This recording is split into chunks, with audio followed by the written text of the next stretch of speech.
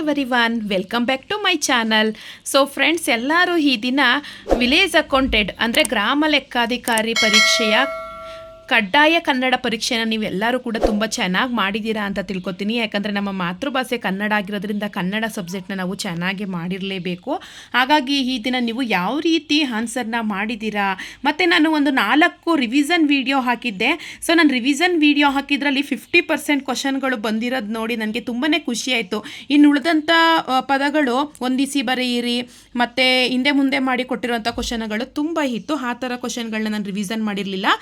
Key ಆನ್ಸರ್ಗಳನ್ನ ಅಂದರೆ revision ಕ್ವಶನ್ಗಳು ಬಿಟ್ಟಿದ್ನಲ್ಲ, ಆ question ಎಲ್ಲ ಬಂದಿರೋದ್ರಿಂದ ನನಗೆ ತುಂಬಾ ಖುಷಿ ಆಯಿತು. ಮತ್ತು ಈ ವಿಡಿಯೋನ ತುಂಬ ಖುಷಿಯಿಂದ ನಾನು ಸ್ಟಾರ್ಟ್ ಮಾಡ್ತಾಯಿದ್ದೀನಿ. ಯಾಕಪ್ಪ ಅಂದರೆ ಕೀ ಆನ್ಸರ್ಸ್ಗಳು ನನ್ನ ಫ್ರೆಂಡ್ಸ್ಗಳೆಲ್ಲರೂ ಕೂಡ ತುಂಬ ಚೆನ್ನಾಗಿ ಮಾಡಿದ್ದೀರಾ ಅನ್ನೋ ಒಂದು ದೃಷ್ಟಿಯಿಂದ ನಾನು ಇದಕ್ಕೆ ಕೀ ಆನ್ಸರ್ಗಳನ್ನ ಮಾಡ್ತಾಯಿದ್ದೀನಿ. ನೀವು ಇಲ್ಲಿ ನೋಡ್ತಾ ಇರ್ಬೋದು, ನಮಗೆ 100 ಪ್ರಶ್ನೆಗಳನ್ನು ಕೊಟ್ಟಿದ್ದಾರೆ, ಆದರೆ ಅಂಕಗಳು 150 ಅಂಕಗಳು ಬರುವಂಥದ್ದು. ಹಾಗಿದ್ರೆ ನಾವು ತಡ ಮಾಡೋದು ಬೇಡ, ಸ್ಟಾರ್ಟ್ ಮಾಡ್ಕೊಳ್ಳೋಣ. ದಯವಿಟ್ಟು ಈ ವಿಡಿಯೋವನ್ನು ಸ್ಕಿಪ್ ಮಾಡ್ದೇ ಫುಲ್ ವಿಡಿಯೋ ವಾಚ್ ಮಾಡಿ. ನಿಮಗೆ ಯಾವ ರೀತಿ ನಾವು ಆನ್ಸರ್ ಮಾಡಿದ್ದೀವಿ ಅನ್ನೋದು ನಿಮಗೆ ಒಂದು ಮನವರಿಕೆ ಆಗುತ್ತೆ. ಮುಂದೆ ಬರುವಂಥ ಪರೀಕ್ಷೆಗೂ ಕೂಡ ನಾವು ಪ್ರಿಪೇರ್ ಆಗೋದಕ್ಕೆ ಹೆಲ್ಪ್ ಆಗುತ್ತೆ. ಸೊ ಈಗ ಫಸ್ಟ್ನೇ ಕ್ವಶನ್ಗೆ ಹೋಗೋಣ. ಸೊ ಫ್ರೆಂಡ್ಸ್, ಇನ್ನೊಂದು ನಾನು ಹೇಳ್ತೀನಿ, ಕನ್ಫ್ಯೂಸ್ ಆಗಬೇಡಿ. ಇಲ್ಲಿ A1, A2, C1, C2 ಆ ರೀತಿ ಪೇಪರ್ ಬದಲಾವಣೆ ಆಗಿದೆ. ಅಂದರೆ 1ನೇ ಕ್ವಶನ್ ಇರೋದು ಇನ್ನೊಬ್ಬರಿಗೆ 10ನೇ ಕ್ವಶನು, ಇನ್ನೊಬ್ಬರಿಗೆ ಅದು 50ನೇ ಕ್ವಶನು, ಆ ರೀತಿ ಬದಲಾವಣೆ ಆಗಿದೆ. ದಯವಿಟ್ಟು ನೀವು ಕ್ವಶನ್ಗಳನ್ನ ನೋಡಿಕೊಂಡು ಅರ್ಥ ಮಾಡಿಕೊಂಡ್ರೆ ಒಳ್ಳೆಯದು. ನಿಮ್ಮ ಕ್ವಶನ್ ಪೇಪರ್ನ ಮುಂದೆ ಇಟ್ಕೊಂಡು ಟಿಕ್ ಮಾಡ್ಕೊಳ್ಳಿ ಯಾವುದ್ಯಾವುದು ಸರಿ ಉತ್ತರ ಇದೆ ಅನ್ನೋದನ್ನು. ಸೊ ಇವಾಗ ಮೊದಲನೇ ಪ್ರಶ್ನೆಗೆ ಹೋಗೋಣ. ಈ ಕೆಳಗಿನ ಪದಗಳ ಗುಂಪುಗಳಲ್ಲಿ ಗುಂಪಿಗೆ ಸೇರದ ಪದಗಳ ಗುಂಪು ಯಾವುದು? ಸೊ ಇದಂತೂ ತುಂಬ ಈಸಿ ಅಲ್ವಾ. ನಾವು 5ನೇ ತರಗತಿ ಮಕ್ಕಳಿಂದನೂ ಕೂಡ ಮಕ್ಕಳುಗಳಿಗೆ ನಾವು ಈ ರೀತಿ ಕ್ವಶನ್ಗಳನ್ನ ಕೊಡ್ತಾ ಇರ್ತೀವಿ. ಹಾಗಿದ್ರೆ ನಾವು ದೊಡ್ಡವರಾಗಿ ಇದಕ್ಕೆ ಆನ್ಸರ್ ಮಾಡಿಲ್ಲ ಅಂದರೆ ನಾವು ವೇಸ್ಟೇನೆ. ಜಮೀನು, ರೈತ, ಕಾಗದ, ಹಸಲು, ಲಾಯರು, ಕಾರ್ಡು, ಫೀಸು, ಕಾಲೇಜು, ಹಲಮಾರು, ಸಾಬೂನು, ಪಾದ್ರಿ, ಮೇಜು. 4ನೇದು ಅಜ್ಜ, ಹಕ್ಕಿ, ತಿಳಿ, ನಿದ್ದೆ. ಸೊ ಫ್ರೆಂಡ್ಸ್, ನಾನು ಇದನ್ನು ನಿಮಗೆ ಅರ್ಥಪೂರ್ಣವಾಗಿ ಹೇಳ್ಕೊಡ್ಬೋದು, ಆದರೆ ಬೇಗನೆ ವಿಡಿಯೋ ಮುಗಿಸೋಣ. ಯಾಕಂದರೆ ಇದನ್ನು ಎಕ್ಸ್ಪ್ಲೇನ್ ಮಾಡೋದು ಬೇಡ. ಯಾಕಂದರೆ ಇನ್ನೂ ಥಿಯರಿ ಕ್ಲಾಸ್ಗಳೆಲ್ಲ ತುಂಬ ಇರೋದ್ರಿಂದ ಇನ್ನೊಂದು ತಿಂಗಳಲ್ಲಿ ನಾವು ಗ್ರಾಮ ಲೆಕ್ಕಾಧಿಕಾರಿ ಪರೀಕ್ಷೆ ಅಟೆಂಡ್ ಮಾಡೋದ್ರಿಂದ ಅದಕ್ಕೆಲ್ಲ ಪ್ರಿಪೇರ್ ಆಗಬೇಕಲ್ವ. ಹಾಗಾಗಿ ಜಸ್ಟ್ ನನ್ನ ಆನ್ಸರ್ಗಳನ್ನ ನಾನು ನಿಮಗೆ ಹೇಳ್ಕೊಡ್ತಾ ಇದ್ದೀನಿ. ಆನ್ಸರ್ ಬಂದು ಅಜ್ಜ, ಹಕ್ಕಿ, ತಿಳಿ, ನಿದ್ದೆ. ಕುಲಾಲ ಚಕ್ರ ಎಂಬ ಪದದ ಅರ್ಥ. ಸೊ ನೀವು ಕನ್ಫ್ಯೂಸ್ ಮಾಡ್ಕೋಬೋದು. ಕುಲಾಲ ಚಕ್ರ ಎಂಬ ಪದದ ಅರ್ಥ ಮಡಕೆ ಮಾಡಲು ಕುಂಬಾರನ್ನು ಬಳಸುವ ಸಾಧನ, ಮಕ್ಕಳು ಗೋಲಿ ಆಡಲು ಬಳಸುವ ಸಾಧನ, ಬಾವುಟದಲ್ಲಿ ಬಳಸುವ ಬಣ್ಣದ ಚಕ್ರ, ಕುಲವಂತರು ಬಂಡಿಗೆ ಬಳಸಿದ ಗಾಲಿ. ಆಗ ನಾವೇನು ಅನ್ಕೊಬಿಡ್ತೀವಿ, ಆನ್ಸರು ಮಕ್ಕಳು ಗೋಲಿ ಆಡಲು ಬಳಸುವ ಬಾವುಟದಲ್ಲಿ ಬಳಸುವ ಬಣ್ಣದ ಚಕ್ರ, ಕುಲವಂತರು. ಇಲ್ಲಿ ಕುಲಾಲ ಚಕ್ರ ಅಂದಾಗ ನಾವು ಕನ್ಫ್ಯೂಸ್ ಮಾಡಿಕೊಂಡು 4ನೇಕ್ಕೆ ನಾವು ಟಿಕ್ ಮಾಡ್ಕೊಂಡಿರ್ತೀವಿ, ಅದು ತಪ್ಪು. ಆನ್ಸರ್ ಬಂದು ಮಡಿಕೆ ಮಾಡಲು ಕುಂಬಾರನ್ನು ಬಳಸುವ ಸಾಧನ. ಯಾರ್ಯಾರು ಕರೆಕ್ಟ್ ಆನ್ಸರ್ ಮಾಡಿದ್ದೀರಾ ದಯವಿಟ್ಟು ಕಾಮೆಂಟ್ ಮಾಡಿ. ಸೊ ಇವಾಗ 3ನೇ ಕ್ವಶನ್ಗೆ ಹೋಗೋಣ. ಪಟ್ಟಿ 1ರೊಂದಿಗೆ ಪಟ್ಟಿ 2 ಹೊಂದಿಸಿ ಬರೆಯಿರಿ. ಪಟ್ಟಿ 1ರಲ್ಲಿ ಜೋಗದ ಸಿರಿ ಬೆಳಕಿನಲ್ಲಿ ಮೂಡಲ ಮನೆಯ ಮುತ್ತಿನ ನೀರಿನ ಆನಂದಮಯ ಈ ಜಗಹೃದಯ, ಅಚ್ಚೇವು ಕನ್ನಡದ ದೀಪ. ಅದನ್ನು ಬರೆದಂತಹ ಕವಿಗಳ ಹೆಸರು Da Ra Bendre, DS Karki, KS Nisar Ahmed, Kuvempu, Shivarudrappa. So ತುಂಬಾ ಈಸಿ ಫ್ರೆಂಡ್ಸ್. ಹಾಗಾದರೆ ಆನ್ಸರ್ ನೋಡೋಣ. ಆನ್ಸರ್ ಬಂದು 3ನೇದು. ನೀವಿಲ್ಲಿ ನೋಡ್ತಾ ಇರ್ಬೋದು, ಜೋಗದ ಸಿರಿ ಬೆಳಕಿನಲ್ಲಿ KS ನಿಸಾರ್ ಅಹಮದ್. 2ನೇದು ಬಂದು ಮೂಡಲ ಮನೆಯ ಮುತ್ತಿನ ನೀರಿನ ದ ರಾ ಬೇಂದ್ರೆ. ನೆಕ್ಸ್ಟು 3ನೇದು ಬಂದು ಆನಂದಮಯ ಈ ಹೃದಯ, ಕುವೆಂಪುರವರು ಬರೆದಿರುವಂಥದ್ದು. ನೆಕ್ಸ್ಟು 4ನೇದು ಬಂದು ಅಚ್ಚೇವು ಕನ್ನಡದ ದೀಪ, DS ಕರ್ಕಿಯವರು. ಹಾಗಿದ್ರೆ ಇದಕ್ಕೆ ಆನ್ಸರ್ ಬಂದು 3ನೇದು. ನೆಕ್ಸ್ಟು 4ನೇ ಕ್ವಶನ್ಗೆ ಹೋಗೋಣ. KP ಪೂರ್ಣಚಂದ್ರ ತೇಜಸ್ವಿಯವರ ಕೃಷ್ಣೇಗೌಡನ ಆನೆ ಎಂಬುದು ಯಾವ ಸಾಹಿತ್ಯ ಪ್ರಕಾರಕ್ಕೆ ಸೇರಿದೆ? ಸೊ ಫ್ರೆಂಡ್ಸ್, ನಾವು ಏನು ಮಾಡ್ತೀವಿ, ಸಣ್ಣ ಕತೆ ಇಲ್ಲ ಅಂದರೆ ಕಾದಂಬರಿ ಅಂತ ನಾವು ಟಿಕ್ ಮಾಡಿಬಿಡ್ತೀವಿ, ಆದರೆ ಅದು ತಪ್ಪು. ಕಾದಂಬರಿ, ಸಣ್ಣ ಕತೆ, ನೀಳ್ಗತೆ, ನಾಟಕ ಅಂತ ಕೊಟ್ಟಿದ್ದಾರೆ. ಇದು ಆನ್ಸರ್ ಬಂದು ನೀಳ್ಗತೆ. ಹಾಗಿದ್ರೆ ಬೇಗ ನೆಕ್ಸ್ಟ್ ಕ್ವಶನ್ಗೆ ಹೋಗೋಣ. ಕನ್ನಡದಲ್ಲಿ ಮೊಟ್ಟ ಮೊದಲ ಬಾರಿಗೆ ಉದ್ದಂಡ ಷಟ್ಪದಿ ಬಳಸಿ ರಚನೆಯಾದ ಕೃತಿ ಯಾವುದು? ಕನ್ನಡದಲ್ಲಿ ಮೊಟ್ಟ ಮೊದಲ ಬಾರಿಗೆ ಉದ್ದಂಡ ಷಟ್ಪದಿ ಬಳಸಿ ರಚನೆಯಾದ ಕೃತಿ ಯಾವುದು? ಸೊ ಫ್ರೆಂಡ್ಸ್, ನಾನು ರಿವಿಷನ್ ವಿಡಿಯೋದಲ್ಲಿ ಈ ಕ್ವಶನ್ನ ನಾನು ಕೇಳಿದ್ದೆ, ಜ್ಞಾಪಕದಲ್ಲಿ ಇಟ್ಕೊಳ್ಳಿ. ಸಿದ್ದರಾಮ ಚಾರಿತ್ರ್ಯ, ಸೋಮನಾಥ ಚಾರಿತ್ರ್ಯ, ಸರಭ ಚರಿತೆ, ವೀರೇಶ ಚರಿತೆ. ಇದಕ್ಕೆ ಉತ್ತರ ಬಂದು ವೀರೇಶ ಚರಿತೆ. ಇದು ನನ್ನ ರಿವಿಷನ್ ವಿಡಿಯೋದಲ್ಲಿ ಇದ್ದಂಥ ಕ್ವಶನ್. ಸೊ ನಾನು ಇದಕ್ಕೆ ಆನ್ಸರ್ ಮಾಡಬೇಕಾದ್ರೆ ತುಂಬ ಖುಷಿ ಆಯಿತು. ಸೊ ನಾನು ರಿವಿಷನ್ ಮಾಡಿದ್ರಲ್ಲಿ ತುಂಬ ಕ್ವಶನ್ ಬಂದಿದೆ ಅನ್ನೋದೇ ತುಂಬಾ ಖುಷಿ ಆಯಿತು. ಈ ಕೆಳಗಿನ ಪಟ್ಟಿಯಲ್ಲಿರುವ ಪದಗಳನ್ನು ಹೊಂದಿಸಿ ಬರೆಯಿರಿ. ನೋಡಿ, ಇನ್ನೊಂದು ಕೊಟ್ಟರು ಹೊಂದಿಸಿ ಬರೆಯಿರಿ ಅಂತ. ಈ ಥರ ಕೊಟ್ಟರೆ ತುಂಬ ಚೆನ್ನಾಗಿ ನಾವು ಮಾರ್ಕ್ಸ್ ತೆಗಿಬೋದು. ಪಟ್ಟಿ 1ರಲ್ಲಿ ಹಾಸ್ತೆ, ಉತ್ಕರ್ಷ, ಅಗ್ರಣಿ, ಹಿಷುದಿ, ಏಳಿಗೆ, ಬತ್ತಳಿಕೆ, ಶ್ರದ್ಧೆ, ಮುಂದಾಳು. ಸೊ ಇದರ ಅರ್ಥವನ್ನು ನೀವು ಅರ್ಥ ಮಾಡಿಕೊಂಡ್ರೆ ಈಸಿ ಆಗುತ್ತೆ. ಹಸ್ತೆ ಅಂದರೆ, ಸೊ ನಾನು ಡೈರೆಕ್ಟು ಆನ್ಸರ್ ಕೊಟ್ಟೋಗ್ತೀನಿ. ಹಸ್ತೆ ಅಂದರೆ ಶ್ರದ್ಧೆ. ಮತ್ತು ನೆಕ್ಸ್ಟು ಉತ್ಕರ್ಷ ಅಂದರೆ ಏಳಿಗೆ. ಉತ್ಕರ್ಷ ಕೇಳಿ, ಉನ್ನತ ಸ್ಥಾನಕ್ಕೆ ಹೋಗೋದು. ಅಗ್ರಣಿ ಅಂದರೆ ಮುಂದಾಳು, ಅಗ್ರಣ ಸ್ಥಾನಕ್ಕೆ. ಅಗ್ರಣಿ ಅಂದರೆ ಒಂದು ಎತ್ತರವಾದ ಸ್ಥಾನಕ್ಕೆ ಹೋಗುವಂಥದ್ದು. ಇಸುದಿ ಅಂದರೆ ಬತ್ತಳಿಕೆ ಅಂತಂದರೆ ನಾವು ಬುತ್ತಿ ಅಂತ ಹೇಳ್ತೀವಿ ನೋಡಿ, ಮಡಿಲು ಅಂತ ಎಲ್ಲ ಹೇಳ್ತೀವಿ, ಅದನ್ನು ಬತ್ತಳಿಕೆ. ಚೀಲ, ಅದನ್ನು ಬತ್ತಳಿಕೆ ಅಂತ ನಾವು ಕರಿತೀವಿ. ಇದಕ್ಕೆ ಆನ್ಸರ್ ಬಂದು 3ನೇದು. ನೆಕ್ಸ್ಟ್ ಕ್ವಶನ್ಗೆ ಹೋಗೋಣ. ಈ ಕೆಳಗಿನ ಪದಗಳನ್ನು ಅರ್ಥದೊಂದಿಗೆ ಹೊಂದಿಸಿ ಬರೆಯಿರಿ. ಅದನ್ನು ಅರ್ಥ ಮಾಡಿಕೊಂಡು ಅರ್ಥದೊಂದಿಗೆ ಹೊಂದಿಸಿ ಬರೆಯಬೇಕು. ಇಲ್ಲಿ ಕೊಟ್ಟಿದ್ದಾರೆ ನೋಡಿ, ಹುಡುಗಿಸು, ಕಟುಕ, ಕಸಾಯಿ, ಪಾರಿವಾಳ, ಕಳಬ, ಆನೆಯ ಮರಿ, ಕಪೋತ, ತಗ್ಗಿಸು. ಇದೊಂದು ಸ್ವಲ್ಪ ಯೋಚನೆ ಮಾಡ್ಕೊಂಡು ಬರೆದ್ರೆ ನೀಟಾಗಿ ನಾವು ಆನ್ಸರ್ನ ಮಾಡ್ಬೋದು. ಇದಕ್ಕೆ ಆನ್ಸರ್ ಬಂದು ನೀವಿಲ್ಲಿ ನೋಡ್ತಾ ಇರ್ಬೋದು 4ನೇದು. ನೀವಿಲ್ಲಿ ನೋಡ್ತಾ ಇರ್ಬೋದು ಹುಡುಗಿಸು ಅಂದರೆ ತಗ್ಗಿಸು. ನೆಕ್ಸ್ಟು ಕಸಾಯಿ ಅಂದರೆ ಏನು? ಕಟುಕ. ನೆಕ್ಸ್ಟು ಕಳಬ ಅಂದರೆ ಆನೆಯ ಮರಿ. ಕಪೋತ ಅಂದರೆ ಏನು? ಕಪೋತ ಅಂತಂದರೆ ಪಾರಿವಾಳ. ಸೊ ಆನ್ಸರ್ ಗೊತ್ತಾಯ್ತಲ್ವ? ಯಾರು ಟಿಕ್ ಮಾಡಿದ್ದೀರಾ? ಸರಿಯಾಗಿರೋರು ಈ ಕ್ವಶನ್ಗೆ ನನಗೆ ಸರಿಯಾಗಿದೆ ಅಂತ ಕಾಮೆಂಟ್ ಮಾಡೋದನ್ನ ಮರಿಬೇಡಿ. ವಿರುದ್ಧ ಪದವಲ್ಲದನ್ನು ಗುರುತಿಸಿ. ನೋಡಿ, ಇದು ವಿರುದ್ಧ ಪದ. ನಾವೇ ಕನ್ಫ್ಯೂಸ್ ಮಾಡ್ಕೊಬಿಡ್ತೀವಿ. ವ್ಯಷ್ಟಿ, ಸಮಷ್ಟಿ ಅದೆಲ್ಲ ವಿರುದ್ಧಾರ್ಥಕ ಪದ. ಆಗ ನಾವು ಅದನ್ನು ಟಿಕ್ ಮಾಡೋಕ್ಕೆ ಹೋಗ್ತೀವಿ. ದಯವಿಟ್ಟು ಆ ರೀತಿ ಟಿಕ್ ಮಾಡೋಕ್ಕೆ ಹೋಗಬೇಡಿ. ಕ್ಷಯ, ವೃದ್ಧಿ, ವ್ಯಷ್ಟಿ, ಸಮಷ್ಟಿ, ಶಾಖ, ಶೀತ, ಸಂಧ್ಯಾ, ಸಂಜೆ ಅಂದರೆ ವಿರುದ್ಧ ಪದವಲ್ಲದ್ದು ಅಂದರೆ ಸಮಾನಾರ್ಥಕ ಪದ. ಸಂಧ್ಯಾ ವಂದನೆ ಮಾಡ್ತೀವಿ ನೋಡಿ ಸಂಜೆ ಹೊತ್ತು, ಅಂದರೆ ಸಂಜೆ ಅಲ್ವಾ, ಅದು ಸಮಾನಾರ್ಥಕ ಪದಕ್ಕೆ ಸೇರಿರೋದ್ರಿಂದ ಸಂಧ್ಯಾ, ಸಂಜೆ ಅನ್ನೋದು ಸರಿಯಾದ ಉತ್ತರ. ಈಗ ನೆಕ್ಸ್ಟ್ ಪ್ರಶ್ನೆಗೆ ಹೋಗೋಣ. ಈ ಕೆಳಗಿನ ತತ್ಸಮ ತದ್ಭವಗಳನ್ನು ಹೊಂದಿಸಿ ಬರೆಯಿರಿ. ಈ ರೀತಿ ಕೊಟ್ಟರಂತೂ ಡೆಡ್ ಈಸಿ, ಆರಾಮ್ಸೆ ಮಾರ್ಕ್ಸ್ನ ತೆಗಿಬೋದು ನಾವು. 150 ಮಾರ್ಕ್ಸು 100 ಕ್ವಶನ್ ಅಂದರೆ ಐ ಥಿಂಕ್ ನನ್ನ ಪ್ರಕಾರ ಇದೆಲ್ಲ 2 ಮಾರ್ಕ್ಸ್ ಕ್ವಶನ್ ಅನಿಸುತ್ತೆ. ಕಾವ್ಯ, ದಡ, ಗೋಷ್ಠಿ, ಕಬ್ಬ, ಛತ್ರಿಕಾ, ಸತ್ತಿಗೆ, ತಟ, ಗೊಟ್ಟೆ. ಸೊ ಗೊತ್ತಿರೋರು ಆನ್ಸರ್ ಮಾಡಿ. ಕಾವ್ಯ ಅಂದ್ರೇನು? ಕಬ್ಬ. ಅದನ್ನು ನೋಡ್ಕೊಂಡು ನೀವು ಟಿಕ್ ಮಾಡ್ಕೊಳ್ಳಿ. ಕಾವ್ಯ ಅಂದರೆ ಕಬ್ಬ, 2ನೇದು ಇಲ್ಲಿ ಟಿಕ್ ಮಾಡ್ಕೊಳ್ಳಿ. ಗೋಷ್ಠಿ ಅಂತಂದರೆ ಗೊಟ್ಟೆ. ಛತ್ರಿಕಾ ಅಂತಂದರೆ ಸತ್ತಿಗೆ. ತಟ ಅಂತಂದರೆ ದಡ. ತಟ ಅಂದರೆ ದಡ, ಹಂಚು ಅಂತ ಅರ್ಥ ಹೇಳಿ. ಇದಕ್ಕೆ ಆನ್ಸರ್ ಬಂದು 2ನೇದು. ನೆಕ್ಸ್ಟ್ ಕ್ವಶನ್ಗೆ ಹೋಗೋಣ. ಮನೆಯ ತನಕ ಅನ್ನೋದು ಯಾವ ಅವ್ಯಯಕ್ಕೆ ಸೇರುತ್ತೆ? ಕೃದಂತಾವ್ಯಯ, ಸಾಮಾನ್ಯಾವ್ಯಯ, ತದ್ದಿತಾಂತ ಅವ್ಯಯ, ಅನುಕರಣ ಅವ್ಯಯ. ಇದಕ್ಕೆ ಆನ್ಸರ್ ಬಂದು ತದ್ದಿತಾಂತ ಅವ್ಯಯ. ಸೊ ಇನ್ನೊಂದು ಕ್ವಶನ್ಗೆ ಹೋಗೋಣ. ಇದು ಕೃದಂತ ಭಾವನಾಮಕ್ಕೆ. ಸೊ ಫ್ರೆಂಡ್ಸ್, ಈ ಕ್ವಶನ್ ನೋಡಿದಾಗ ನನಗೆ ತುಂಬ ಖುಷಿಯಾಯಿತು. ಇದೇ ಕ್ವಶನ್ಗೆ ಆನ್ಸರು ಇಲ್ಲೆಲ್ಲೋ ಉದಾಹರಣೆಯಾಗಿ ಕೊಟ್ಟಿದ್ದಾರೆ. ಅದನ್ನು ನೋಡ್ಕೊಂಡು ಆರಾಮ್ಸೆ ಇದು ಯಾರು ಬುದ್ಧಿವಂತರಿದ್ದಾರೆ ಅವರು ಈಸಿಯಾಗಿ ಆನ್ಸರ್ ಇದಕ್ಕೆ ಗೊತ್ತಿಲ್ಲ ಅನ್ನೋರು ಅಲ್ಲೇ ಆನ್ಸರ್ ಕೊಟ್ಟಿದ್ದಾರೆ. ಇನ್ನೊಂದು 2 ಪೇಜಲ್ಲಿ ನಾನು ನಿಮಗೆ ತೋರಿಸ್ತೀನಿ ಆನ್ಸರ್ ಕೊಟ್ಟಿರೋದನ್ನ. ಆರಾಮ್ಸೆ ಇದಕ್ಕೆಲ್ಲ ನಾವು ಟಿಕ್ ಮಾಡ್ಕೋಬೋದು. ಕೃದಂತ ಭಾವನಾಮಕ್ಕೆ ಕನ್ನಡಿಗ, ಹಿರಿತನ, ನೋಟ, ತಂಪು. ಇದಕ್ಕೆ ಆನ್ಸರ್ ಬಂದು ನೋಟ. ಹಾಗಿದ್ರೆ ಮುಂದಿನ ಪ್ರಶ್ನೆಗೆ ಹೋಗೋಣ. ಈ ಮುಂದಿನ ವಾಕ್ಯವನ್ನು ಸರಿಯಾದ ಕ್ರಮದಲ್ಲಿ ಜೋಡಿಸಿ ಅರ್ಥಪೂರ್ಣ ವಾಕ್ಯ ರಚನೆ ಮಾಡಿ. ನೋಡಿ, ಕೆಲವೊಂದು ವಾಕ್ಯವನ್ನು ಹಿಂದೆ ಮುಂದೆ ಮಾಡಿ ಕೊಟ್ಟಿದ್ದಾರೆ. 100 ಯುವಕರನ್ನು ಕೊಡಿ, ನನಗೆ ಬಿಸಿ ರಕ್ತದ ಸ್ವಾತಂತ್ರ್ಯ ತಂದು ಕೊಡುತ್ತೇನೆ ನಾನು ನಿಮಗೆ. ಇದಕ್ಕೆ ಆನ್ಸರ್ ಏನು ನೀವೇ ಹೇಳಿ ಫ್ರೆಂಡ್ಸ್. ನನಗೆ ಬಿಸಿ ರಕ್ತದ 100 ಯುವಕರನ್ನು ಕೊಡಿ, ನಾನು ನಿಮಗೆ ಸ್ವಾತಂತ್ರ್ಯ ತಂದು ಕೊಡುತ್ತೇನೆ. ಇದು ಆನ್ಸರ್. ಹಾಗಿದ್ರೆ ಎಲ್ಲಿ ಬರುತ್ತೆ ಇದು? 2ನೇ ಆನ್ಸರ್. ಸೊ ಮುಂದಿನ ಪ್ರಶ್ನೆಗೆ ಹೋಗೋಣ. ಪಾಲಿಗೆ ಬಂದದ್ದು ಪಂಚಾಮೃತ. ಇದಂತೂ ಈಸಿ. ಇದನ್ನು ಹಳ್ಳಿಗರು ಜಾಸ್ತಿ ವರ್ಣ ನಾವು ಮಾತಾಡಬೇಕಾದ್ರೆ ದುರಾಸೆ ಉಳ್ಳವ್ರ ಮುಂದೆ ಈ ಮಾತು ಹೇಳ್ತಾನೆ ಇರ್ತೀವಿ. ಈ ವಾಕ್ಯವನ್ನು ಸೂಚಿಸುವ ಭಾವವನ್ನು ಗುರುತಿಸಿ. ಅಂದುಕೊಂಡಿದ್ದು ದೊರೆತಾಗ ಸ್ವೀಕರಿಸಬೇಕು, ಇನ್ನಷ್ಟು ಪಡೆಯುವ ಹಂಬಲವಿರಬೇಕು, ದೊರೆತಿದ್ದರಲ್ಲಿಯೇ ಸಂತೃಪ್ತರಾಗಬೇಕು, ಪಂಚಾಮೃತವನ್ನು ಪಾಳಿಯಲ್ಲಿ ಸ್ವೀಕರಿಸಬೇಕು. ಇದಕ್ಕೆ ಆನ್ಸರು, ಇದಕ್ಕೆ ಹೇಳದೆ ಬೇಡ ಎಕ್ಸ್ಪ್ಲೈನ್. ತುಂಬಾ ಈಸಿ ಅಲ್ವಾ?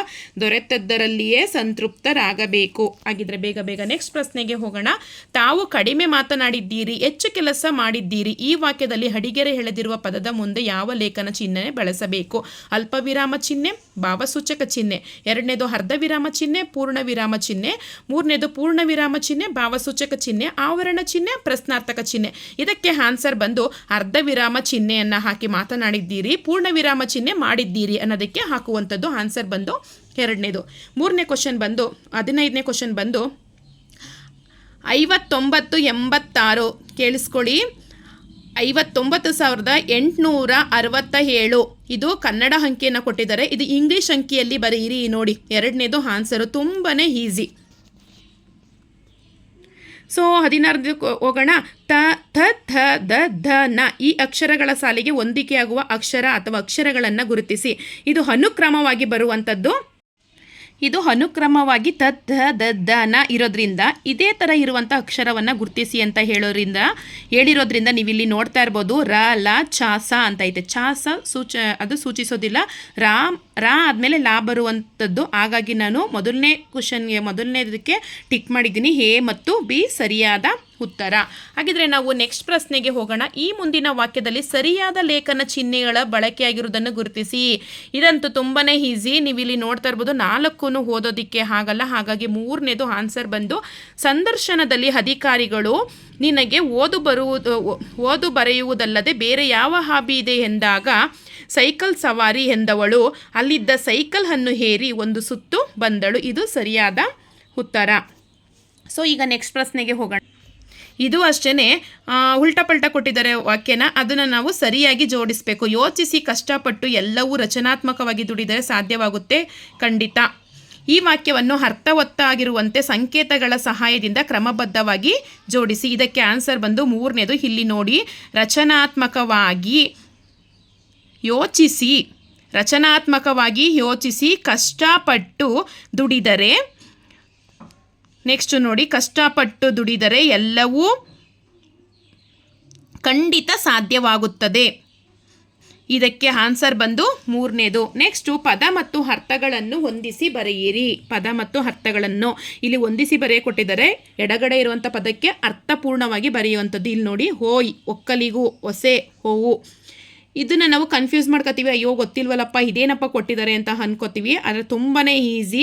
ನೀವು ಇಲ್ಲಿ ನೋಡ್ತಾ ಇರ್ಬೋದು. ಇದಕ್ಕೆ ಆನ್ಸರ್ ಬಂದು 4ನೇದು ಆನ್ಸರು. ಓಯ್ ಅಂದರೆ ಸಾಗಿಸು ಅಂತ ಅರ್ಥ ಹೇಳಿ. ನೆಕ್ಸ್ಟು ಒಕ್ಕಲಿಗು ಅಂದರೆ ಕೊಲ್ಲು ಅಂತ ಹೇಳಿ. ಹೊಸೆ ಅಂದರೆ ಪ್ರೀತಿ. ಹೋವು ಅಂದರೆ ಸಂರಕ್ಷಿಸು. ಇಷ್ಟನ್ನ ಅರ್ಥ ಮಾಡ್ಕೊಂಡ್ರೆ ಸಾಕು. ಇದಕ್ಕೆ ಆನ್ಸರ್ ಬಂದು 4ನೇದು. ಸೊ ಪಟ್ಟಿ 1ರೊಂದಿಗೆ ಪಟ್ಟಿ 2 ಹೊಂದಿಸಿ ಬರೆಯಿರಿ. ಇದಂತೂ ತುಂಬ ಈಸಿ. ಇದನ್ನು ಹೇಳ್ಕೊಡೋದೇ ಬೇಡ. ಅನ್ವರ್ಥನಾಮ, ಗುಣವಾಚಕ, ಪ್ರಕಾರವಾಚಕ, ಕೃದಂತ ಭಾವನಾಮ ಯಾರ್ಯಾರು ಕರೀತಾರೆ. ಅನ್ವರ್ಥನಾಮ ಯಾರಿಗೆ ಬರುತ್ತೆ ಅದನ್ನು ನಾನು ಎಕ್ಸ್ಪ್ಲೇನ್ ಮಾಡೋ ಅಂಥ ಅವಶ್ಯಕತೆನೇ ಇಲ್ಲ. ಇದಕ್ಕೆ ಆನ್ಸರ್ ಬಂದು 3ನೇದು. ನೀವೇ ನೋಡ್ಕೊಳ್ಳಿ. ಯಾಕಂದರೆ ಇದನ್ನು ಒಂದು 5ನೇ ಕ್ಲಾಸ್ ಹುಡುಗನ ಕೇಳಿದ್ರು ಕೂಡ ಈ ವಾಚಕಗಳ ಬಗ್ಗೆ ಅವನು ತುಂಬ ಚೆನ್ನಾಗಿ ಹೇಳ್ತಾನೆ. ಸೊ ಈಗ 21ನೇ ಕ್ವಶನ್ಗೆ ಹೋಗೋಣ. ಪಟ್ಟಿ 1ರೊಂದಿಗೆ ಪಟ್ಟಿ 2 ಹೊಂದಿಸಿ ಬರೆಯಿರಿ. ನಿತ್ಯ ನಪುಂಸಕಲಿಂಗ, ವಾಚ್ಯಲಿಂಗ, ಸ್ತ್ರೀ ನಪುಂಸಕಲಿಂಗ. ನಿನ್ನೆ ತಾನೇ ಈ ವಿಡಿಯೋದಲ್ಲಿ ಹಾಕಿದ್ದೀನಿ. ನಿತ್ಯ ನಪುಂಸಕಲಿಂಗ ಯಾರಿಗೆ ನಾವು ನಿತ್ಯ ನಪುಂಸಕಲಿಂಗ ಅಂತ ಕರೆಯೋದು? ದಂಡು, ಜನ, ಅವರಿಗೆ ನಿತ್ಯ ನಪುಂಸಕಲಿಂಗ ಅಂತ ಕರಿತೀವಿ.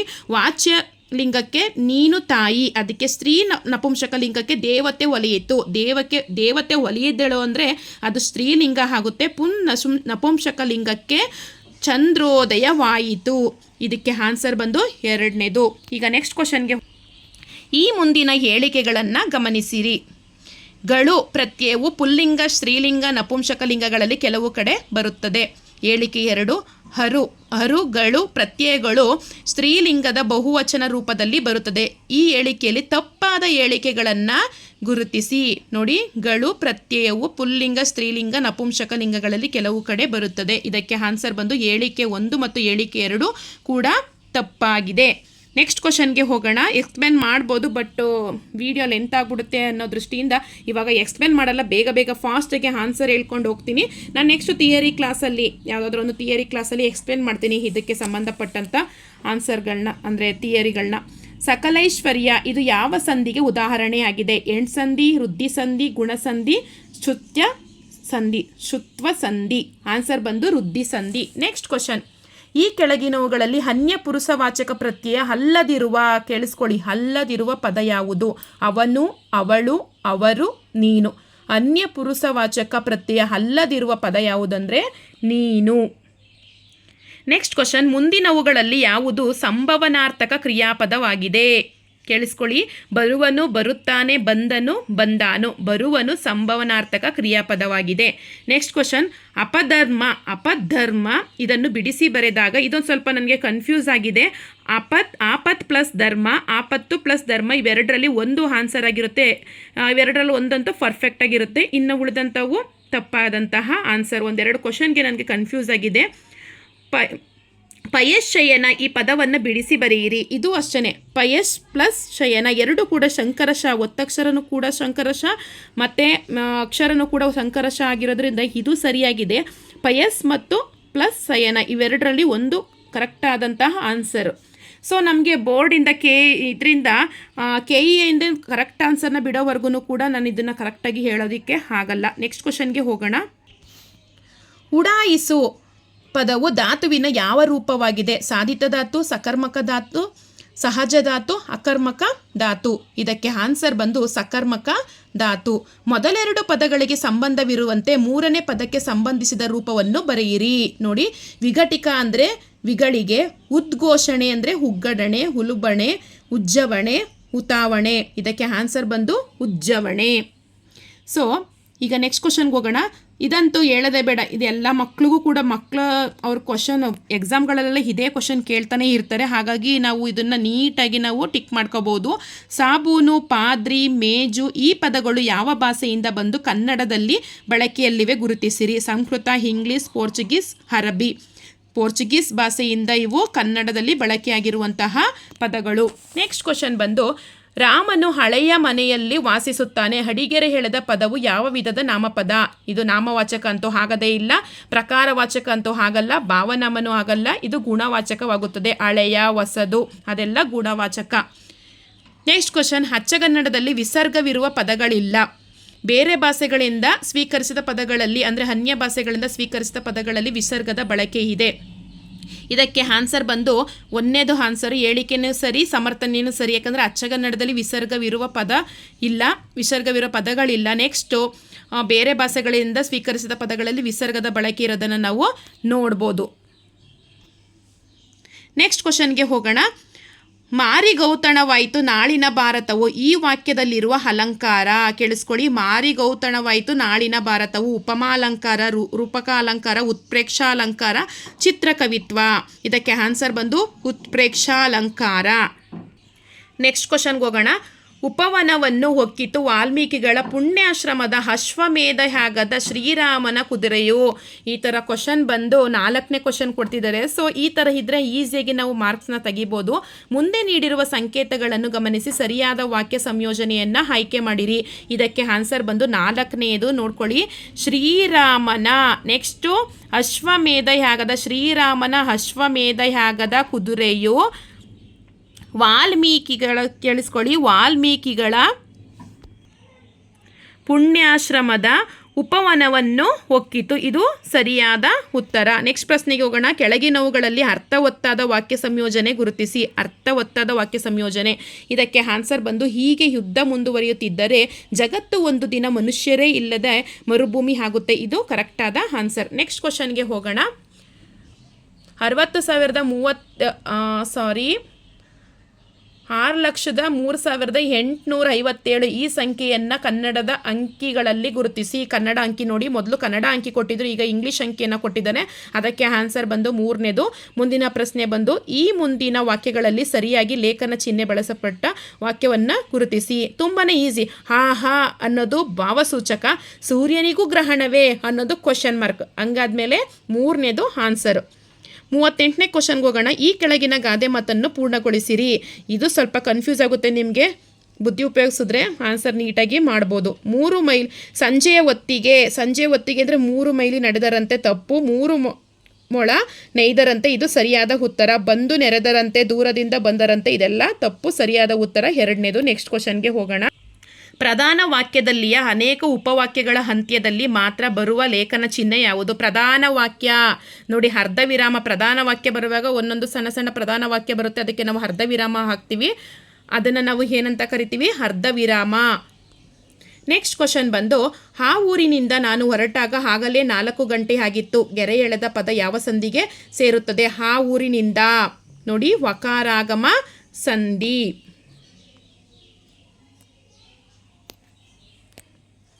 ನೆಕ್ಸ್ಟ್ ಕ್ವಶನ್, ಮೊದಲೆರಡು ಪದಗಳಿರುವ ಸಂಬಂಧದಂತೆ ಮೂರನೇ ಪದಕ್ಕೆ ಸಂಬಂಧಿಸಿದಂಥ ಪದವನ್ನು ಬರೆಯಿರಿ. ಎರಡನೇದು, ಹುಡುಗ ಅನ್ನೋದು ರೂಢನಾಮ, ಆವಾಡಿಗ ಅನ್ನೋದು ಅನ್ವರ್ಥನಾಮ. ಆವಾಡಿಗ ಅವನಿಗೆ ಇಟ್ಟಂಥ ಹೆಸರು. ನೀವು ಆಮೇಲೆ ಸರ್ವನಾಮ ಅಂತೆಲ್ಲ ಹಾಕೋದಿಕ್ಕೆ ಹೋಗಬೇಡಿ, ತಪ್ಪಾಗುತ್ತೆ. ನೆಕ್ಸ್ಟ್ ಕ್ವಶನ್ ಬಂದು, ಎಳೆಗರು ಈ ಸಂಧಿ ಪದವನ್ನು ಬಿಡಿಸಿ ಬರೆಯಿರಿ. ನಾವೇನು ಮಾಡ್ತೀವಿ? ಎಳೆಯ ಕರು ಅಂತ ಹಾಕ್ಬಿಡ್ತೀವಿ, ತಪ್ಪು. ಎಳೆಗರು, ಎಳೆ ಪ್ಲಸ್ ಕರು, ಇದು ಸರಿಯಾದ ಉತ್ತರ. ಮೂರನೇದು ಸರಿಯಾದ ಉತ್ತರ. ಕೆಳಗಿನವುಗಳಲ್ಲಿ ಸರಿಯಾದ ವಾಕ್ಯ ಸಂಯೋಜನೆಯನ್ನು ಗುರುತಿಸಿ. ಇಲ್ಲೂ ಒಂದು ವಾಕ್ಯವನ್ನು ಕೊಟ್ಟಿದ್ದಾರೆ, ವಾಕ್ಯ ಸಂಯೋಜನೆಯನ್ನು ಮಾಡಬೇಕು. 10ನೇ ಶತಮಾನವನ್ನು ಕನ್ನಡ ಸಾಹಿತ್ಯದ ಸುವರ್ಣ ಯುಗ ಎಂದು ಕರೆಯಲಾಗುತ್ತದೆ. ಮೂರನೇದು ಆನ್ಸರು. ನೆಕ್ಸ್ಟ್ ಕ್ವಶನ್ಗೆ ಹೋಗೋಣ. ಮುಂದಿನ ಪದ ಜೋಡಣೆಗಳಲ್ಲಿ ಸರಿ ಹೊಂದದ ಜೋಡಣೆಯನ್ನು ಗುರುತಿಸಿ. ಸರಿ ಹೊಂದುವ ಅಲ್ಲ, ಸರಿ ಹೊಂದದ. ಗ್ರಂಥಿ ಗಂಟು ಅಂತೀವಿ, ಚತುರ್ಥಿ ಚೌತಿ ಸರಿ, ಗೂಕ ಅಂದರೆ ಗೂಬೆ, ರಿಸಿ ರಿಣ ತಪ್ಪಾದ ಜೋಡಣೆ. ಇದು ಸರಿಯಾದ ಉತ್ತರ. 4ನೇದು, ಮುಂದಿನ ಹೊಂದಾಣಿಕೆಗಳಲ್ಲಿ ಸರಿಯಾದದನ್ನು ಗುರುತಿಸಿ. ಸರಿಯಾದದ್ದು ಸಂಖ್ಯಾವಾಚಕ ರಾಮಲಕ್ಷ್ಮಣ ತಪ್ಪು, ನಾಮವಾಚಕ ದೊಡ್ಡದು ಸಣ್ಣದು ತಪ್ಪು, ದ್ವಿರುಕ್ತಿ ದಡ ತಪ್ಪು, ಗುಣವಾಚಕ ಅಂತಂದರೆ ಗುಣವನ್ನು ಹೇಳುವಂಥದ್ದು, ಕೆಟ್ಟದು ಒಳ್ಳೆಯದು ಸರಿಯಾದ ಉತ್ತರ. ಇದಕ್ಕೆ ಗುಣವಾಚಕ, ಅಲ್ಲಿ ನಾನು ಹಳೆಯದು ಒಂದು ಕ್ವಶನ್ ಕೊಟ್ಟಿದ್ರು ನೋಡಿ, ಹಳೆಯದು ಯಾವ ವಾಚಕಕ್ಕೆ ಸೇರುತ್ತದೆ ಅಂತ ಹೇಳಿದರು ನೋಡಿ. ಗುಣವಾಚಕಕ್ಕೆ ಇಲ್ಲೂ ಕೂಡ ಕೊಟ್ಟಿದ್ದಾರೆ, ಕೆಟ್ಟದು ಒಳ್ಳೆಯದು ಸರಿಯಾದ ಉತ್ತರ. ಗುಣವಾಚಕಕ್ಕೆ ಸಂಬಂಧಪಟ್ಟಂತಹ 2 ಕ್ವಶನನ್ನು ಕೊಟ್ಟಿದ್ದಾರೆ. ಸೊ ಈ ಥರ ಕ್ವಶನ್ ಕೊಟ್ಟರೆ ಈಸಿಯಾಗಿ ಆನ್ಸರ್ ಮಾಡ್ಬೋದಲ್ವಾ. ಆ ಪಟ್ಟಿಯಲ್ಲಿನ ತತ್ಸಮಗಳನ್ನು ಬಾ ಪಟ್ಟಿಯಲ್ಲಿನ ತದ್ಭವಗಳೊಂದಿಗೆ ಹೊಂದಿಸಿ ಬರೆಯಿರಿ. ಪುಸ್ತಕ, ಕರ್ತಾರ, ಸಂಸ್ಕೃತ, ಪುತ್ಥಳಿ, ಕರ್ತೃ, ಹೊತ್ತಿಗೆ, ದೀಪಿಕಾ, ಸಕ್ಕದ, ದೀವಿಗೆ. ತುಂಬಾ ಈಸಿ. ತತ್ಸಮ ತದ್ಭವಕ್ಕೆ ಸೇರಿಸುವಂಥದ್ದು. ಪುಸ್ತಕ ಅಂದ್ರೇನು? ಪುಸ್ತಕ ಅಂತಂದರೆ ಹೊತ್ತಗೆ. ನೆಕ್ಸ್ಟು ಸಂಸ್ಕೃತ ಅಂತಂದರೆ ಸಕ್ಕದ, ಕರ್ತೃ ಅಂದರೆ ಕರ್ತಾರ, ದೀಪಿಕಾ ಅಂದರೆ ದೀವಿಗೆ. ಸರಿಯಾದ ಉತ್ತರ 1ನೇದು ಆನ್ಸರು. ನೆಕ್ಸ್ಟ್ ಕ್ವಶನ್ ಬಂದು, ಗುಂಪಿಗೆ ಸೇರದ ಪದ ಜೋಡಿ ಬರೀರಿ. ಅಂದರೆ ಗುಂಪಿಗೆ ಸೇರದ ಪದ ರಕ್ಸೆ ಸಿಕ್ಸೆ, ಪಂಡಿತ ಪಮಾರ, ಕೊನರು ಕಮರು, ತೆಗಳಿಕೆ ಬಿಕ್ಕಳಿಕೆ. ಇಲ್ಲಿ ಆನ್ಸರ್ ಬಂದು ಡಿ ಸರಿ. ಯಾಕಂದರೆ ಗುಂಪಿಗೆ ಸೇರದ ಪದ ತೆಗಳಿಕೆ ಬಿಕ್ಕಳಿಕೆ ಆಗಲ್ಲ, ತೆಗಳಿಕೆ ಹೊಗಳಿಕೆ ಆಗುತ್ತೆ. ಹಾಗಾಗಿ ತೆಗಳಿಕೆ ಬಿಕ್ಕಳಿಕೆ ಸರಿಯಾದ ಉತ್ತರ ಡಿ. ಅಕ್ಷರವನ್ನು ವರ್ಣ ಎಂದು ಮೊದಲು ಕರೆದವರು ಯಾರು? ನೋಡಿ, ಕೇಶಿರಾಜ, ನಾಗವರ್ಮ, ನಾಗಚಂದ್ರ, ಭಟ್ಟ ಕಳಂಕ. ಉತ್ತರ ಬಂದು ಕೇಶಿರಾಜ. ಐ ಹೌ ವರ್ಣಮಾಲೆಯಲ್ಲಿ. ಸೊ ಫ್ರೆಂಡ್ಸ್, ಈ ಕ್ವಶನ್ನು ಕೂಡ ನಾನು ನೆನೆ ರಿವಿಷನ್ ಮಾಡಿದೆ. ನೆಕ್ಸ್ಟ್ ಈ ಕ್ವಶನ್ನು ಕೂಡ ರಿವಿಷನ್ ಮಾಡಿದೆ. ಐ ಹೌ ವರ್ಣಮಾಲೆಯಲ್ಲಿ ಈ ಅಕ್ಷರಗಳು ಯಾವ ಗುಂಪಿಗೆ ಸೇರುತ್ತವೆ? ಯೋಗವಾಹಗಳು, ಸಂಧ್ಯಾ ಅಕ್ಷರಗಳು, ಮಹಾಪ್ರಾಣಗಳು, ಅನುನಾಸಿಕಗಳು. ಸಂಧ್ಯಾಕ್ಷರಗಳು ಐ ಮತ್ತು ಹೌ. ಕೇಸಿರಾಜನ ಪ್ರಕಾರ ಸಂಧ್ಯಾಕ್ಷರಗಳು 4 ಇರುತ್ತೆ. ಕನ್ನಡದಲ್ಲಿ 2 ಸಂಧ್ಯಾಕ್ಷರಗಳನ್ನು ನಾವು ನೋಡ್ತೀವಿ. ನೆಕ್ಸ್ಟ್ ಪ್ರಶ್ನೆಗೆ ಹೋಗೋಣ. ಈ ಕೆಳಗಿನ ಪದಗಳಲ್ಲಿ ಯಾವುದು ಸಜಾತಿಯ ಒತ್ತಕ್ಷರ? ಸಜಾತಿಯ ಒತ್ತಕ್ಷರ ಅಕ್ಷರ, ಶಕ್ತಿ, ಹಕ್ಕ, ಜ್ಞಾನ. ಹಕ್ಕ ಸರಿಯಾದ ಉತ್ತರ. ವ್ಯಂಜನಗಳಿಗೆ ಸ್ವರಗಳು ಸೇರಿ ಆಗುವ ಅಕ್ಷರಗಳು ಯಾವುವು? ಸಂಯುಕ್ತಾಕ್ಷರಗಳು, ವ್ಯಂಜನಾಕ್ಷರಗಳು, ಗುಣಿತಾಕ್ಷರಗಳು, ದ್ವಿತ್ವಗಳು. ಸರಿಯಾದ ಉತ್ತರ ಗುಣಿತಾಕ್ಷರಗಳು. ಶೇಷ ಪದದ ವಿರುದ್ಧಾರ್ಥಕ ಪದ ವಿಶೇಷ, ಅಶೇಷ, ಕಶೇಷ, ನಿಶೇಷ. ನಿಶೇಷ ಸರಿಯಾದ ಉತ್ತರ. ನೆಕ್ಸ್ಟ್ ಕ್ವಶನ್ಗೆ ಹೋಗೋಣ. ಆರ್ದ್ರ ಪದದ ವಿರುದ್ಧಾರ್ಥಕ ಪದ. ಆರ್ದ್ರ ವಿರುದ್ಧಾರ್ಥಕ ಪದ ಶುಷ್ಕ. ಸರಿಯಾದ ಉತ್ತರ 2ನೇದು. ವರ್ತಮಾನ ಕಾಲದಲ್ಲಿ ಧಾತುವಿಗೂ ಅಖ್ಯಾತ ಪ್ರತ್ಯಯಕ್ಕೂ ಮಧ್ಯದಲ್ಲಿ ಬರುವ ಕಾಲಸೂಚಕ ಪ್ರತ್ಯಯ ಯಾವುದು ಅಂದರೆ ಹುತ್ತ. ಈಗ ನೆಕ್ಸ್ಟ್ ಕ್ವಶನ್ಗೆ ಹೋಗೋಣ. ಈ ಮೇಜಿನ ಮೇಲುಭಾಗ ಕನ್ನಡಿಯಂತೆ ಥಳಥಳಿಸುತ್ತದೆ. ಅಡಿಗೆರೆ ಎಳೆದ ಪದವು ಯಾವ ಕಾಲವನ್ನು ಸೂಚಿಸುತ್ತದೆ? ಭೂತಕಾಲ, ವರ್ತಮಾನ ಕಾಲ, ಭವಿಷ್ಯತ್ ಕಾಲ, ಭೂತವಚನ ಕಾಲ. ವರ್ತಮಾನ ಕಾಲ. ನೆಕ್ಸ್ಟ್ ಕ್ವಶನ್ಗೆ ಹೋಗೋಣ. ಈ ಕೆಳಗಿನ ಪದಗಳಲ್ಲಿ ಭಾವನಾಮಕ್ಕೆ ಉದಾಹರಣೆಯಾಗಿರುವ ಪದ ಯಾವುದು? ಭಾವನಾಮಕ್ಕೆ ನೋಡಿ, ಭಾವನೆಗೆ ಸಂಬಂಧಪಟ್ಟಿದ್ದು ಪುಸ್ತಕ, ಸ್ವಾತಿ, ಪ್ರೀತಿ, ನದಿ. ಸರಿಯಾದ ಉತ್ತರ ಪ್ರೀತಿ. ಉಕ್ಕರಿಸು ಪದದ ಸಮಾನಾರ್ಥಕ ಪದ ರೂಪ. ನಾವು ಉಕ್ಕರಿಸು ಅಂದಾಗ ಕುದಿಸು ಅಂತ ಹಾಕ್ಬಿಡ್ತೀವಿ, ತಪ್ಪು ಅದು. ಕುದಿಸು, ಬಿಕ್ಕರಿಸು, ಮೊಳಕೆ, ಹುಗ್ಗು ಅಂತ ಕೊಟ್ಟಿದ್ದರೆ ಹುಗ್ಗು ಸರಿಯಾದ ಉತ್ತರ. ಈ ಕೆಳಗಿನವುಗಳಲ್ಲಿ ಹೊಂದಾಣಿಕೆ ಆಗದ ಜೋಡಿ ನಿರ್ವಾಣ, ಮೋಕ್ಷ. ಅದು ಹೊಂದಾಣಿಕೆ ಆಗುತ್ತೆ. ತಾತ್ಪರ್ಯ, ತತ್ವ, ಟಿಸಿಲು, ಕೊಂಬೆ, ಕುಕ್ಕುಟ, ಕೋಳಿ ಇದು ಸರಿಯಾದ ಎಲ್ಲ ಸರಿ ಹೊಂದಾಣಿಕೆ ಆಗುವಂಥದ್ದು. ಆದರೆ ತಪ್ಪಾದ ಹೊಂದಾಣಿಕೆ ತಾತ್ಪರ್ಯ ತತ್ವ ಅನ್ನೋದು ತಪ್ಪಾದ ಹೊಂದಾಣಿಕೆ. ಇದು ಸರಿಯಾದ ಉತ್ತರ ಎರಡನೇದು. ನೆಕ್ಸ್ಟ್ ಕ್ವಶನ್ ಬಂದು ಈ ಕೆಳಗೆ ನೀಡಿರುವ ಪದಗಳಲ್ಲಿ ಸರಿಯಾದ ಅರ್ಥವುಳ್ಳ ಪದದ ಜೋಡಣೆ. ಈ ಪದಗಳಿಗೆ ಸರಿಯಾದ ಅರ್ಥವುಳ್ಳ ಜೋಡಣೆಯನ್ನು ನಾವು ಗುರುತಿಸಬೇಕು. ಬವರ ಜಗಳ ಅದು ತಪ್ಪಾಗುತ್ತೆ. ಪನ್ನಗ ಆಭರಣ, ಕಾಂತಿ ಹೀನ, ಸೂರ್ಯ ಅಜ ಸ್ವಲ್ಪ ಕನ್ಫ್ಯೂಸ್ ಆಗುತ್ತೆ. ಆದರೆ ಇದಕ್ಕೆ ಸರಿಯಾದ ಉತ್ತರ ಪನ್ನಗ ಆಭರಣ ಎರಡನೇದು. ಕನ್ನಡ ನಾಡಿನ ಭೋಜ ವಿಕ್ರಮಾದಿತ್ಯ ಎಂದು ಕರೆಸಿಕೊಂಡವರು ಯಾರು? ಸೊ ಇದಂತೂ ಈಸಿ. ನಾಲ್ವಡಿ ಕೃಷ್ಣರಾಜ ಒಡೆಯರ್, ಮುಮ್ಮಡಿ ಕೃಷ್ಣರಾಜ ಒಡೆಯರ್, ರಾಜ ಒಡೆಯರು, ಚಿಕ್ಕದೇವರಾಜ ಒಡೆಯರು. ಸರಿಯಾದ ಉತ್ತರ ನಾಲ್ಕನೆಯದು ಚಿಕ್ಕದೇವರಾಜ ಒಡೆಯರು. ಸೊ ನಾನು ಕ್ಲಿಯರಾಗಿ ತೋರಿಸ್ತಾ ಇದ್ದೀನಿ, ನೀವು ಕರೆಕ್ಟಾಗಿ ಆನ್ಸರ್ ಟಿಕ್ ಮಾಡಿಕೊಳ್ಳಿ ಅಂತ ಹೇಳಿ. ಅಶ್ಮಾರೋಹಣ ಈ ಶಬ್ದದ ಅರ್ಥ ಕಲ್ಲನ್ನೇರುವುದು, ಕಲ್ಲು ಕೀಳುವುದು, ಕುದುರೆ ಓಡಿಸುವುದು, ಕುದುರೆಗಾಡಿ ನಡೆಸುವುದು. ಸರಿಯಾದ ಉತ್ತರ ಕಲ್ಲನ್ನೇರುವುದು. ಈ ಮುಂದಿನ ಹೇಳಿಕೆ ಮತ್ತು ವಿವರಣೆಯನ್ನು ಗಮನಿಸಿ. ಯತಿ ಎಂದರೆ ವಿರಾಮ, ಲಯದಲ್ಲಿ ಯತಿಯು ಬಿಡುವನ್ನು ಸೂಚಿಸುವುದಿಲ್ಲ. ಈ ಮೇಲಿನ ಹೇಳಿಕೆ ಮತ್ತು ವಿವರಣೆಯಲ್ಲಿ ಸರಿಯಾದದನ್ನು ಗುರುತಿಸಿ. ಹೇಳಿಕೆ ಮಾತ್ರ ಸರಿ ಇದೆ. ಲಯದಲ್ಲಿ ಯತಿ ಎಂದರೆ ವಿರಾಮ, ಲಯದಲ್ಲಿ ಯತಿಯು ಬಿಡುವನ್ನು ಸೂಚಿಸುವುದಿಲ್ಲ ತಪ್ಪಾದ ಹೇಳಿಕೆ. ಸೊ ಈಗ ನಾವು ನೆಕ್ಸ್ಟ್ ಕ್ವಶನ್ಗೆ ಹೋಗೋಣ. ನಮ್ಮ ಉಪಾಧ್ಯಾಯರು ಎಂಬುದನ್ನು ವಿಭಕ್ತಿ ಪಲ್ಲಟಗೊಳಿಸಿ ಕೊಟ್ಟಿರುವ ಆಯ್ಕೆಗಳಲ್ಲಿ ಸರಿಯಾದದನ್ನು ಗುರುತಿಸಿ. ಆಪ್ಷನ್ ಬಂದು ನಮಗೆ ಉಪಾಧ್ಯಾಯರು, ನಾವು ಉಪಾಧ್ಯಾಯರು, ನೀವು ಉಪಾಧ್ಯಾಯರು, ಅವರು ಉಪಾಧ್ಯಾಯರು. ಉತ್ತರ ಬಂದು ನಮಗೆ ಉಪಾಧ್ಯಾಯರು ಒಂದನೇದು ಆನ್ಸರ್. ನೆಕ್ಸ್ಟ್ ಕ್ವಶನ್ ಬಂದು ಈ ಮುಂದಿನ ಯಾವ ವಚನಕಾರರ ಅಂಕಿತ ನಾಮಗಳು ಸರಿಯಾಗಿವೆ ನೋಡಿ. ಅಕ್ಕ ಮಹಾದೇವಿ ಮಹೇಶ್ವರ ಎಲ್ಲಾಗುತ್ತೆ? ಚೆನ್ನಮಲ್ಲಿಕಾರ್ಜುನ. ಬಸವಣ್ಣನು ಕೂಡ ತಪ್ಪು. ಸರಿಯಾದ ಉತ್ತರ ಅಂದರೆ ಮಡಿವಾಳ ಮಾಚಿದೇವ, ಕಲಿದೇವರ ದೇವ, ಹುರಿಲಿಂಗ ಪೆದ್ದಿ ಪ್ರಿಯ ವಿಶ್ವೇಶ್ವರ. ಇವೆರಡು ಸರಿಯಾದಂಥ ಉತ್ತರ. ಹಾಗಾಗಿ ಮೂರನೇದು ಆನ್ಸರು 3 ಮತ್ತು ಸಿ ಮತ್ತು ಡಿ. ನೆಕ್ಸ್ಟ್ ಕ್ವಶನ್ ಈ ಕೆಳಗಿನ ಪದಗಳಲ್ಲಿ ಶುದ್ಧ ರೂಪ ಯಾವುದು?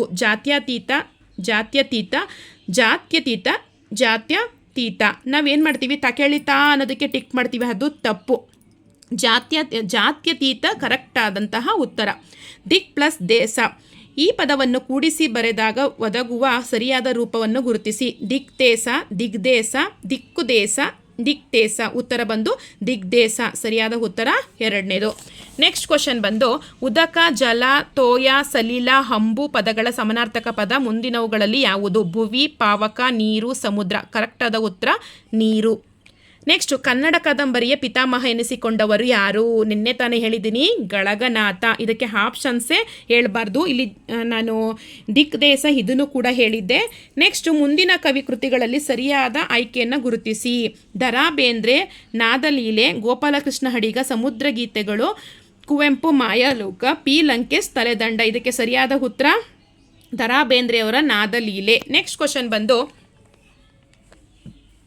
ಗುಂಪಿಗೆ ಸೇರದ ಪದವನ್ನು ಆರಿಸಿರಿ. ಗುಂಪಿಗೆ ಸೇರಿಲ್ಲದನ್ನ.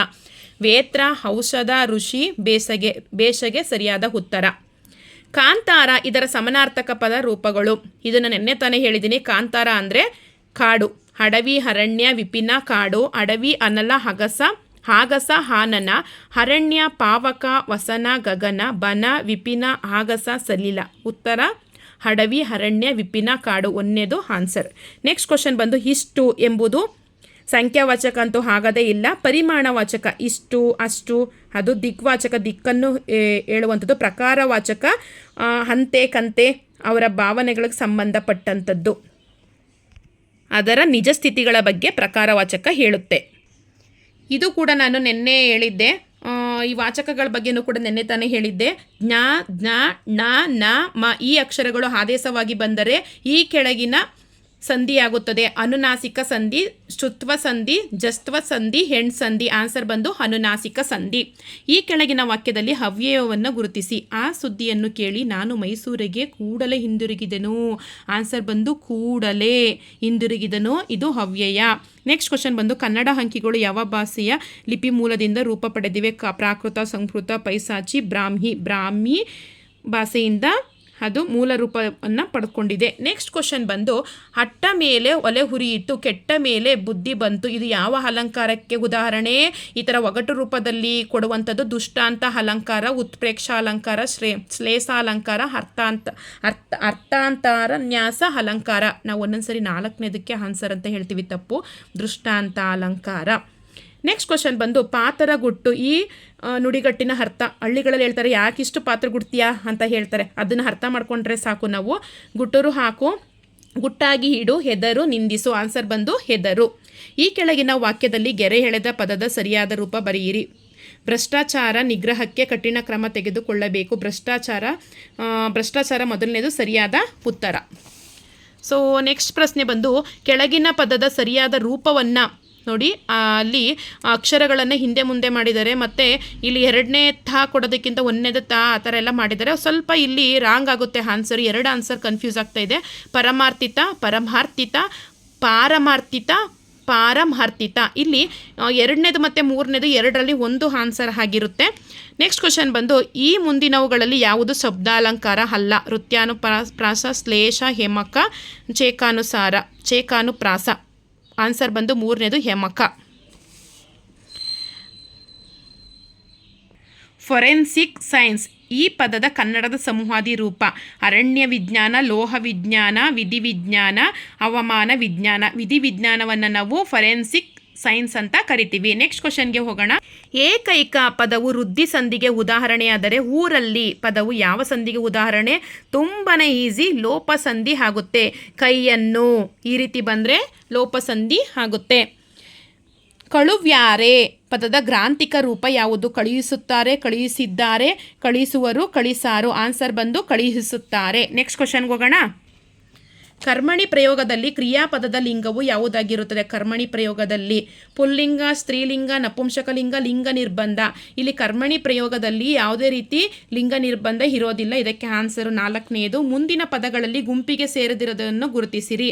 ನೀಡಿ, ನಡೆಯಲಿ, ಬನ್ನಿ, ಮಾಡಿರಿ. ಇದಕ್ಕೆ ಆನ್ಸರ್ ಎರಡನೇದು ಬನ್ನಿ. ನೆಕ್ಸ್ಟು ಆನೆಗೆ ಗಜ, ಕರಿ ಸಮಾನಾರ್ಥಕ ಪದ ಆದರೆ ಸರ್ಪಕ್ಕೆ ಯಾವುದು ಸಮಾನಾರ್ಥಕ ಪದ? ನಿಸೆ, ವಿಷ, ಕೇಸರಿ, ಶಾರ್ದುಲ, ಹಹಿ, ಉರಗ, ತರುಣಿ, ರಮಣಿ. ಉರಗ ಅಂತ ಬಂದಮೇಲೆ ಇದನ್ನೇ ಟಿಕ್ ಮಾಡಬೇಕು. ಮೂರನೇದು ಆನ್ಸರ್. ನೆಕ್ಸ್ಟ್ ಈ ಮುಂದಿನ ಹೇಳಿಕೆಗಳನ್ನು ಗಮನಿಸಿ. ಇಲ್ಲಿ ಹೇಳಿಕೆಗಳನ್ನು ಸರಿಯಾಗಿ ಜೋಡಣೆ ಮಾಡಿ ಬರೆಯುವಂಥದ್ದು. ಇದಕ್ಕೆ ಉತ್ತರ ಬಂದು